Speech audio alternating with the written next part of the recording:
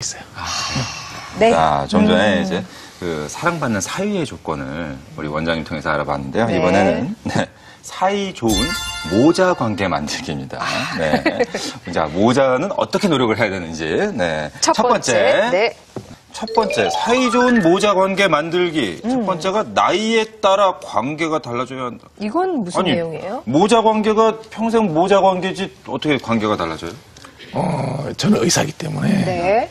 아이들이 응급실에 오는 경우를 굉장히 많이 봐요. 어린애들이 네. 다쳐서 온단 말이죠. 순전히 엄마 잘못이거든요. 신생아가 다치고 1살짜리가 다치는 거는 엄마가 애를 잘못 관리했으니까 다치는 거 아니에요. 그렇죠. 네. 그럴 때는 엄마는 그 나이 때는 절대적인 보호자여야 되죠. 아, 네. 그렇지만 초등학교쯤 가면 얘가 말을 하잖아요. 자기 주장이 있다고요. 네. 들어줘야 된다고. 일방적으로 시키고 보호하는 게 아니라 말을 들어주고 조금 더 아이 큰 만큼 엄마 위치는 낮아져 줘야 돼요. 근데 우리나라 엄마들은 나서 장가가고 손주 볼 때까지도 자기가 늘 아이를 시키는 관계가 되죠. 네. 그러면 관계가 원만할 수가 없어요. 그래서 학교 가기 전에 학교 갔을 때 중학생일 때 고등학생일 때 대학생일 때 다 달라져야 되고 특히 사춘기 이후로는 아이를 완전히 독립시켜 줄 수 있는 엄마가 돼야지 그 관계가 원만해진다는 거죠. 사춘기 이후에 바로. 그럼요. 그때 보면 이제 뭐 한 중학교 정도 되는 시기잖아요. 중학교 후반, 고등학교 초반쯤 되면 아이의 의견에 전적으로 부모가 따라줘야 돼요. 뭐 살아가는 것도 목표 정하는 것도 그럼요. 공부도 다 해요. 당연하죠. 그러니까 완전히 대등한 관계가 되라는 그렇죠. 거예요. 그때쯤 돼서는 대등해져야죠. 아, 왜 사춘기에 부모하고 아이하고 갈등이 생기겠어요? 그렇죠. 근데 그 부모 마음은 저도 이해를 해요. 네. 부모는 다 알잖아요. 이미 다 지나온 삶이니까. 예. 그 나이 때 저렇게 하면 분명히 제가 잘 못 될 거라고 생각을 하니까 걱정이 돼서 잔소리를 하는데 네. 걔는 처음 살아보는 거예요. 그러니까 당해봐야 된다는 거예요. 아, 예. 그 시기를 놓쳐서 겪어보고 자기가 고통을 겪어보면 성숙이 되는데 그걸 엄마가 다 가르쳐줘 버리면 아이는 스스로 클 기회가 없어요. 그럼 원장님의 어머님도 그러셨어요? 공부해라 뭐 이런 거 안 하시는 분이셨어요? 제가 엄마한테 들은 얘기는 자라 소리밖에 안 들었어요. 자라. 네. 잠깐만, 이 말씀은 약간 공부 좀 자라, 그만해라. 자라, 이건 건강 공부 좀 상한다. 그만해라, 잠 좀 자라, 건강도 챙겨야지, 이 의미이신가요? 그렇죠. 예. 그러니까 엄마 친구 아들이었던 거네요. 엄친아. 그러셨네요. 아. 맞나요? 엄친아? 그렇죠. 예, 따지면 공부도 스스로 그런데 다 하시고. 공부를 스스로 할 수밖에 없었어요. 우리 때는 정말 집이 되게 어려웠기 때문에 제가 되게 운동을 잘했다면 네. 뭐 야구 선수가 되든 축구 선수가 됐겠죠. 또 음악을 되게 잘하거나 했으면 뭐또 유명한 음악가가 되긴 했을 텐데 재주가 없어요. 그런 재주가. 그러니까 제가 가진 재주는 공부하는 재주는 있었던 거죠. 그래서 내가 이 길을 열심히 해서 좋은 대학을 가고 좋은 직업을 얻어야 가난을 면할 수 있다고 생각이 들었기 때문에 자발적으로 할 수밖에 없었죠. 다른 대안이 없었으니까. 그렇군요. 자, 그럼 다음 두 번째 두 번째, 넘어갈까요? 네.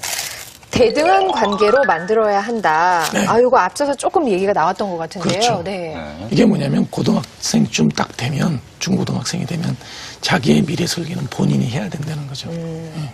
그래서 부모는 자녀하고 그런 문제를 갖고 얘기는 할 수 있지만 하라 뭐 해라 이렇게 지시하는 건 아니라는 거죠. 우리 애들한테는 내가 요즘 대학생이 되고 난 다음에 졸업하고 난 다음에 뭔가를 물어보면 요즘엔 내가 거꾸로 대답을 해줘요.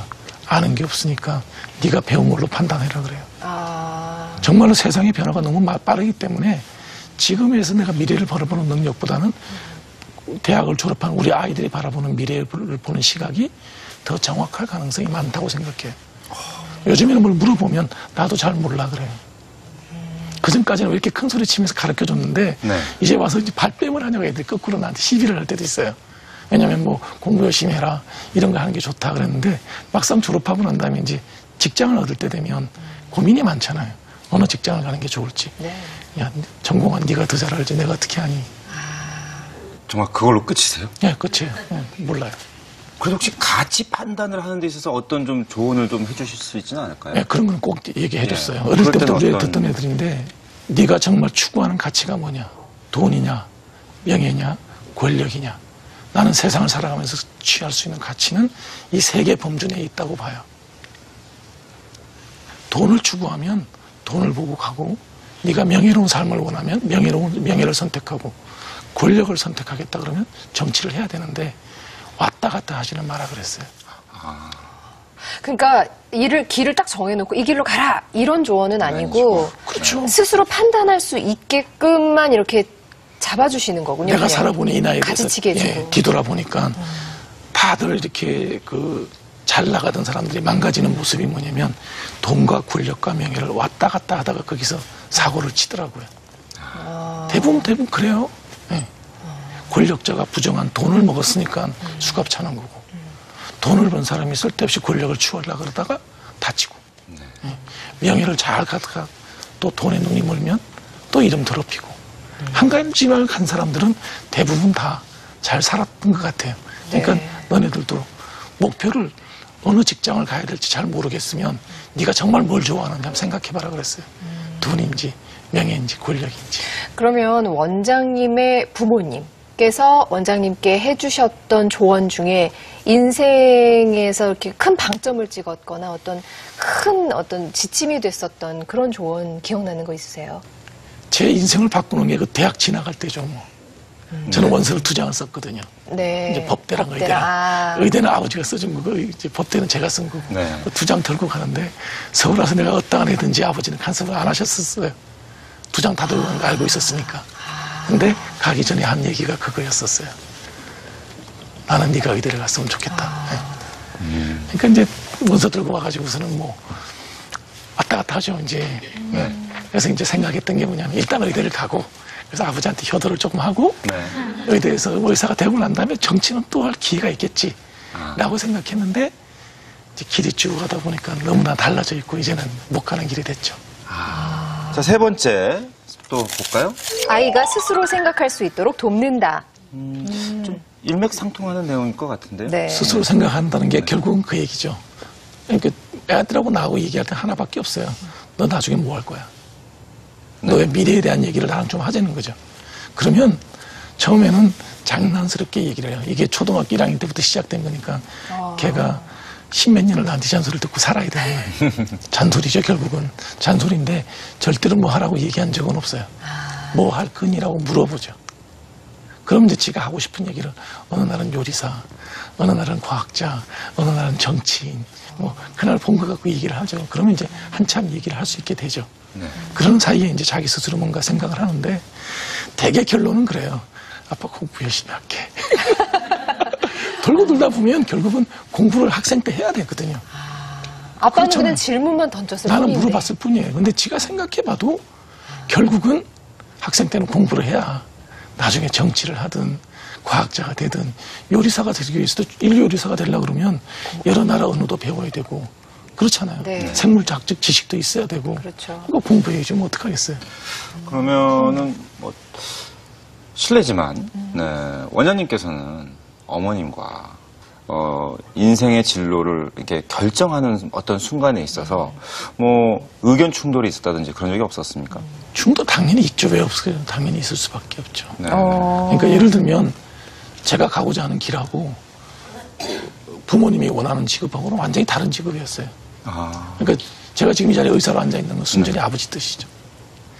내가 살아봤는데 네. 6.25도 치렀고 그다음에 4.19도 있었고 5.16도 있었고 그거 다 있었는데 네. 6.25 때도 인민군이 내려와도 의사는 안 죽였대요.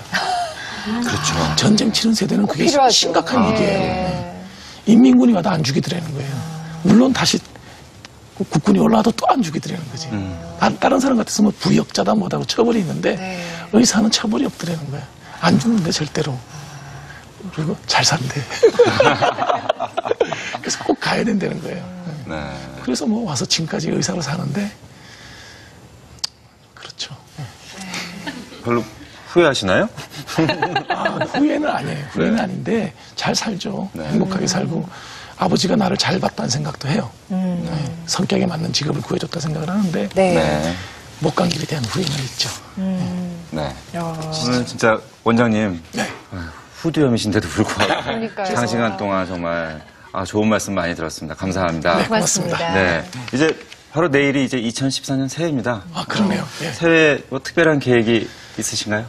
사실 저는 특별한 계획은 없어요. 네. 늘 어제 같은 오늘 같은 내일이 그냥 계속 반복되는 건데 그게 만족스럽고요. 네. 늘 건강하고 그랬으면 좋겠다는 생각이죠. 특별한 계획은 없어요. 정말 뭐 새해 인사 미리 드리겠습니다. 새해 복 많이 받으시고요. 새해 복 많이 새해 복 받으세요. 우리 부모 네. 시청자 여러분께 새해 인사 미리 한 말씀 하시죠. 네.